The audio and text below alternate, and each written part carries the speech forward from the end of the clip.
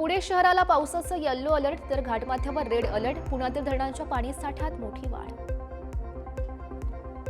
तर मध्यरात्रीपासून नाशिकमध्ये पावसाची विश्रांती. 13 धरणांमधून विसर्ग मात्र कायम. आज नाशिकला हवामान खात्याचा येलो अलर्ट. नागपूर जिल्ह्याला पुढील 24 तासांसाठी पावसाचा ऑरेंज अलर्ट. संपूर्ण जिल्ह्यात मध्यम ते मुसळधार पावसाचा हवामान खात्याचा अंदाज. विदर्भातही आज मध्यम स्वरूपाचा पाऊस राहणार. दडी मारलेल्या पावसानं कमबॅक केल्यानं बळीराजा सुखावला. पेरण्या रखडलेल्या शेतकऱ्यांसाठी मोठा दिलासा. संभाजीनगर जिल्ह्यात रिमझिम पाऊस. पावसामुळे दुबार पेरणीचं संकट टळल्यानं शेतकऱ्यांमध्ये आनंदाचं वातावरण. भंडारा जिल्ह्यात संततधार पावसामुळे तुमसर शहरातील रस्ते जलमय. त्यामुळे जनजीवन विस्कळीत. भंडाऱ्यातील गोसेखुर्द धरणाचे सर्व 33 दरवाजे उघडले. 8,022 क्युसेक्स वेगानं पाण्याचा विसर्ग सुरू. नदीकाठच्या गावांना सतर्क राहण्याचा इशारा. नाशिकसह संपूर्ण जिल्ह्यात आणि घाटमाथ्यावर दमदार पावसामुळे धरणातून विसर्ग सुरू. पाण्याच्या विसर्गामुळे सोमेश्वर धबधबा प्रवाहित. नाशिकच्या दुगारवाडी धबधब्यावर अडकलेल्या मुलांचा व्हिडिओ आला समोर. धबधब्यावर अडकलेल्या तब्बल 15 ते 20 पर्यटकांना रेस्क्यू करतानाचा थरारक व्हिडिओ समोर. कोल्हापूरमधील राधानगरी धरण 80% भरल्यानं धरणाच्या स्वयंचलित दरवाजापर्यंत पोहोचलं पाणी. धरणामधून भोगावती नदीपात्रात विसर्ग सुरू. मुसळधार पावसामुळे वैतरणा धरण भरण्याच्या मार्गावर धरणाचे 5ही दरवाजे 1 मीटरनं उघडून 5,500 क्युसेक्सनं विसर्ग सुरू. इगतपुरी शहरामध्ये मुसळधार पावसाचं थैमान. शहरातील वसंत पवार नगर येथील नागरिकांच्या घरामध्ये शिरलं पाणी. परिसरामधले रस्ते सुद्धा गेले पाण्याखाली. मुंबईतील वैतरणा जलाशयाचे 3 दरवाजे उघडले. 3,000 क्युसेक्सनं पाण्याचा विसर्ग. धरणामध्ये 67% पाणी साठा. नाशिकचं पाणी आज जायकवाडी धरणात पोहोचणार. पावसाचा जोर वाढल्यानं विसर्गातही होणार वाढ. यंदा 2 महिन्याआधीच पोहोचणार पाणी.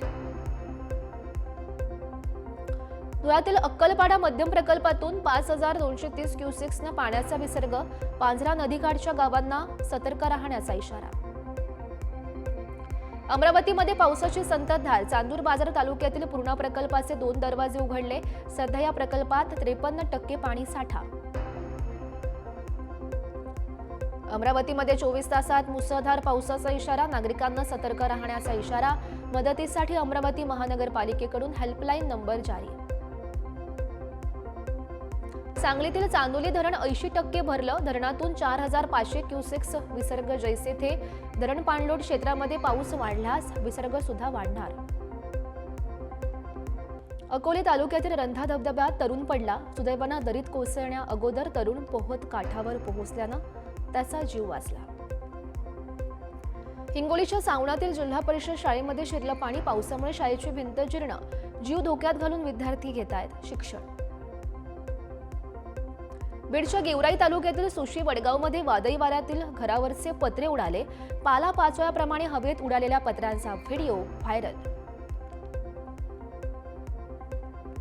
इगतपुरीतील धामडकी वाडी येथे कोसळली दरड. सतत कोसळणाऱ्या मुसळधार पावसानं माती आणि दगडांचा ढीग रस्त्यावर. चिकोडी सीमा भागात पुन्हा पावसाची संततधार. धरणांमधून पाण्याचा विसर्ग वाढल्यानं कृष्णा नदीच्या पाणी पातळीमध्ये वाढ. नदीकाठच्या गावांना सतर्क राहण्याचा इशारा. पुण्यातील 61 पूल लवकरच जमीनदोस्त करणार. कार्यवाहीचे जिल्हाधिकाऱ्यांचे आदेश. कुंडमळा पूल दुर्घटनेनंतर प्रशासनाकडून कारवाईला वेग. कल्याण डोंबिवलीमधील पूल प्रशासनाला हँडओव्हर न करता वाहतुकीसाठी सुरू. पुलाची अलाइनमेंट चुकली. भीतीपोटी पूल लगबगीनं वाहतुकीसाठी खुला. मनसेचा आरोप. मुंबई अहमदाबाद महामार्गावर खड्ड्यांचं साम्राज्य. खड्ड्यांमुळे वाहतूक कोंडी. दररोज 8 ते 10 किलोमीटरपर्यंत वाहनांच्या रांगा. कोल्हापूर रत्नागिरी राष्ट्रीय महामार्गावरील वाघविळ ते आंबा गावापर्यंतच्या रस्त्यांची दुरावस्था. शेतकरी जनआक्रोश मोर्चाचा प्रशासनाला 8 दिवसांचं अल्टिमेटम. शिरूरमधील जातेगाव खुर्दमधील मुख्य पुलाला मोठं भगदाड पडल्यानं पुलावर अपघात घडण्याची शक्यता. तात्काळ पूल दुरुस्त करण्याची गावकऱ्यांची मागणी. छत्तीसगडमध्ये कोळशानं भरलेला ट्रक नाल्यामध्ये उडाला. ट्रकमधील सर्व कोळसा गेला वाहून. चालकाचा जीव वाचवण्यात ग्रामस्थांना यश. बेळगाव गोवा चोरला रस्त्यावरील कुसमणी येथील मलप्रभा नदीवरील नव्या पुलावर वाहतूक कोंडीची समस्या.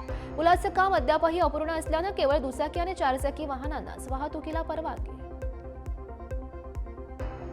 राज्यामध्ये 1,66,00,000 कार्डधारकांची केवायसी नाही. केवायसी न झालेल्यांचे धान्य बंद होण्याची शक्यता. केवायसी करण्यात ठाणे शहर पहिल्या स्थानी. बीड नागपूर जिल्ह्यात अल्पवयीन मुली गर्भवती होण्याच्या संख्येमध्ये वाढ. बालविवाहामुळे 2024-25 मध्ये ही वाढ वाढली. सोन्याच्या महागाईनं सर्वसामान्यांच्या विवाह सोहळ्यावर परिणाम. सोन्याचे भाव लाखाच्या वर गेल्यापासून स्त्री धन मागण्याच्या प्रकरणांमध्ये मोठी वाढ. सिंधुदुर्ग वैभववाडी तालुक्यामध्ये रिक्षा अपघात. सोनाळी येथील एकाच कुटुंबातील 6 जण जखमी. चालकाचा ताबा सुटल्यानं अपघात. सिंधुदुर्गच्या सावंतवाडीमधील प्रिया चव्हाण आत्महत्या प्रकरणात गुन्हा दाखल असलेल्या भाजपच्या माजी नगराध्यक्षा प्रणाली माने यांना अटक करा. ठाकरेंच्या शिवसेनेकडून जिल्हा पोलीस अधीक्षकांची भेट.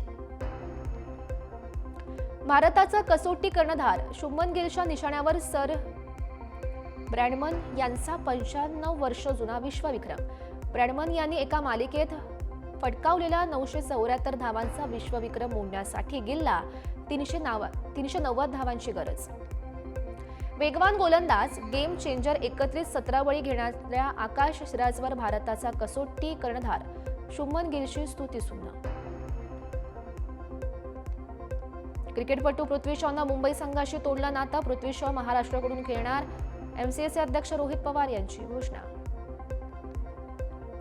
इंग्लंडचा क्रिकेटपटू जो रूटचे कसोटी क्रिकेटमध्ये सर्वाधिक झेल. 293 डावात 210 झेल घेत रूटची भारतीय क्रिकेटपटू द्रविडशी बरोबरी. ज्येष्ठ अभिनेत्री नीना गुप्तांची सुद्धा कोल्हापुरी चप्पलविषयी प्रतिक्रिया. लक्ष्मीकांत बेर्डेंनी भेट दिलेल्या कोल्हापुरीची सांगितली आठवण. अभिनेत्री प्रार्थना बेहरे आणि निर्माता दिग्दर्शक अभिषेक जावकर यांचा सखे ग साजणी हा सिनेमा लवकरच प्रेक्षकांच्या भेटीला. आषाढीच्या मुहूर्तावर सिनेमाचं फर्स्ट लुक शेअर. अभिनेत्री राजकारणी स्मृती इराणी पुन्हा तुलसीच्या भूमिकेत दिसणार असल्याची माहिती. क्योंकि सास भी कभी बहू थी ही मालिका पुन्हा एकदा प्रेक्षकांच्या भेटीला येणार अशा चर्चा. लोकप्रिय वेब सिरीज पंचायतच्या 5व्या सीझनची घोषणा. पुन्हा एकदा फुले रावासी प्रेक्षकांना हसवण्यासाठी होत आहेत सज्ज. 4थ्या सीझनमध्ये होतं निवडणुकीचं वारं.